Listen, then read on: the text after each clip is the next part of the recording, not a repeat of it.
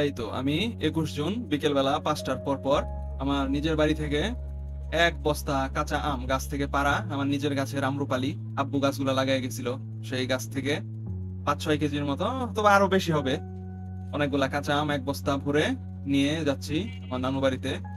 তো এই জন্য আমি পিন্টু ভাইকে ফোন দিছিলাম যে পিন্টু ভাই আমাকে নিয়ে যেতে হবে। তো সে আসছে, এখন তার গাড়িতে করেই আমার নানু বাড়িতে ফেরত যাচ্ছি, যেহেতু এত ভারী জিনিস হাতে করে ক্যারি করা নিয়ে যাওয়া ইম্পসিবল। এই জন্য একদম বাসার সামনে থেকে আমাকে উনি নিয়ে যাচ্ছে। এই ভিডিও অলরেডি আমি আমার 7 নম্বর ব্লগে, এই সিরিজের 7 নম্বর ব্লগে দেখাই ফেলছি পুরাটা। তো এইবার আর দেখাবো না, এবার একটু শর্ট করি। তো বাসায় যাওয়ার পরে 1 ঘন্টা পরে, মানে 6টার পর পর আমি আর বড় মামা আমরা হাঁটতে বের হইলাম। এর কারণ হচ্ছে এইখানে গ্রামে এসে আর কি কাঁচা পানি খেতে হয়। তো ঢাকাতে আমি হচ্ছে সবসময় আর কি ফুটানো পানি, ফিল্টার করা পানি খেয়ে অভ্যস্ত। তো গ্রামে আসার পরে কাঁচা পানি খেলে আমার পেটে রিয়াকশন করে, মানে পেট ফাঁপা শুরু করে, ঠিক মতো হজম হয় না, কিরকম জানি একটা ফিল হয় পেটের মধ্যে, পেট ফুলে একদম ফুলতেই থাকে, গ্যাস হয়, মানে বদহজম টাইপের আর কি, মানে টয়লেট হয় না। তো এইবারও আইসা তাই হয়েছে, 2-3 দিন ধরে আর কি টয়লেট হয় না, পেট ফুলে ঢোল, কিছুই মুখে মজা লাগে না, কুষ্টা কুষ্টা লাগে।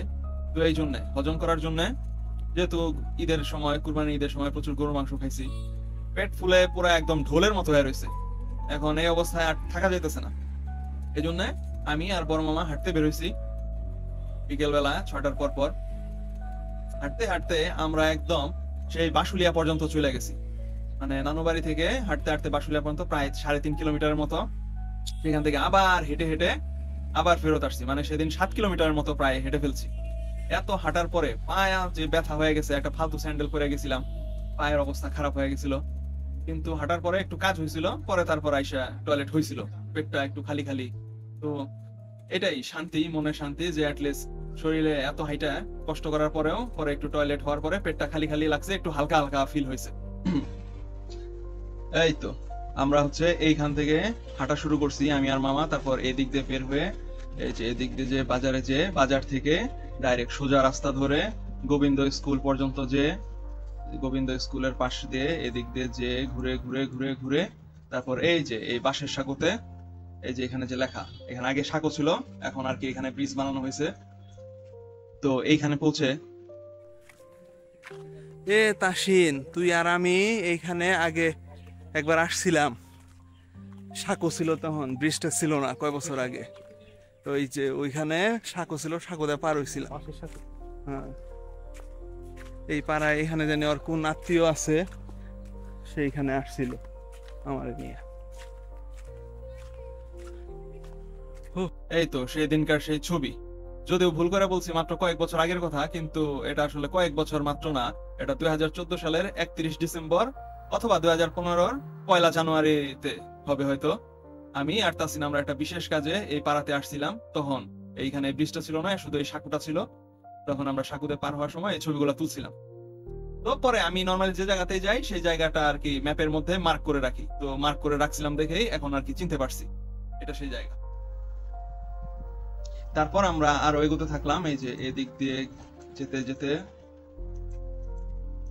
একদম এইখানে আসলাম। আর এইখানে হচ্ছে এই জায়গাটা হচ্ছে অ্যাকচুয়ালি বাসুলিয়া। এখন তো ক্ষেত দেখা যাচ্ছে, কিন্তু ম্যাপের মধ্যে ক্ষেত দেখা যাচ্ছে, কিন্তু এটা বর্ষাকালে একদম পানিতে ডুবে পুরাটা একদম খাল হয়ে যায়, বিল হয়ে যায় অ্যাকচুয়ালি, চাপড়া বিল। তো তখন আর কি দেখতে অনেক সুন্দর লাগে। তো আমরা এই পর্যন্ত ঘুরে টুরে তারপর আবার ফেরত গেলাম।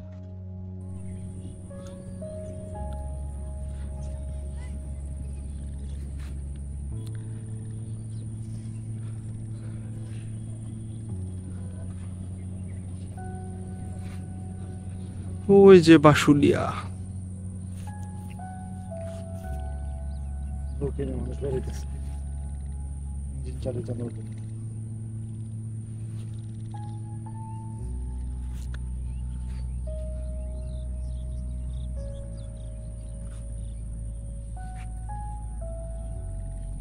বাসুলিয়াতে গেছিলাম অনেক বছর হয়ে গেছে, সেই 2015-তে আমরা কাজিনরা সবাই মিলে একটা নৌকা ভাড়া করে বাসুলিয়াতে গেছিলাম। এরপর আমি আর মামা আর বেশি দূর আগাইলাম না, ওইখানে কয়েকটা সেলফি টেলফি তুলে, ছবি টবি তুলে তারপর আবার রিটার্ন জার্নি শুরু করলাম।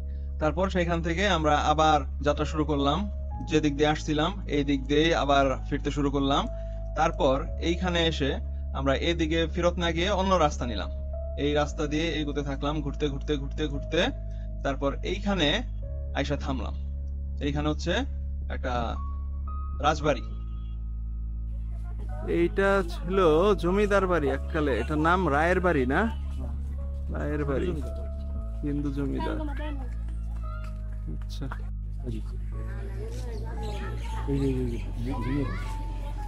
এইটা এখন হচ্ছে বাসাইল সদর ইউনিয়ন ভূমি অফিস হয়েছে।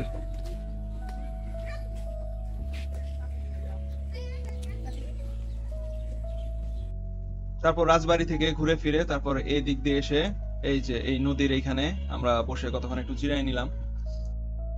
আমরা দুইজনই অনেক হেঁটেছি, হেঁটে একদম ক্লান্ত, আমি তো একদম ঘেমে টেমে একাকার। তো এই জন্য একটু জিরানোর জন্য এত সুন্দর জায়গা এখানে এসে বসলাম, কিন্তু খুব একটা লাভ হলো না, কারণ এখানে একটা ফোঁটা বাতাস নাই, প্রচন্ড গরম। এখানে গরমে আরো ঘাইমে অস্থির হয়ে যেতেছি।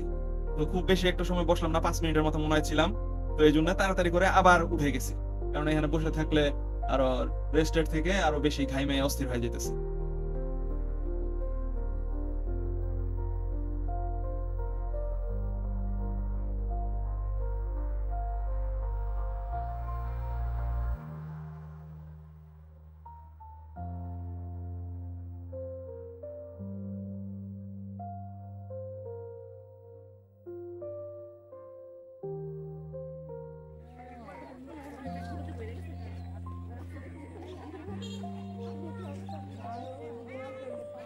তারপর আবার চলা শুরু করলাম। তারপর এই পথে এই দিক দিয়ে এসে এই যে সেই আবার রহমানীয় হোমিও হল, আমার রহিম মামার হোমিওখানা, এইখানে এসে তারপর আমরা প্রচুর টায়ার্ড ছিলাম, পানি পিপাসা লাগছে। তো এখানে এসে আমি 1 লিটার পানি খেলাম। পানি খেয়ে আধা ঘন্টার মতো মামার এখানে বসে থাকলাম। পরে তারপর আড্ডাবাজি শেষ করে বড় মামার সাথে রহিম মামার খুব ভালো একদম জানের দোস্ত, তারপর তারা মানে সেখান থেকে আড্ডাবাজি শেষ করে আধা ঘন্টা পরে তারপর আবার আমরা এই পথে তারপর আবার বাড়িতে ফিরে এলাম। তো যা গেলাম হইতেছে 3.5 কিলো, আসলাম হইতেছে 3 কিলো, আরো বেশি হবে। তারপর সেদিনের কিচ্ছা এখানে শেষ। এর পরের দিন শনিবার, আমার এবার আর গ্রামে থাকতে ভালো লাগতেছিল না, কোনো কাম কাজ নাই, কিছু নাই, একদম বোরিং, সবাই চলে গেছে।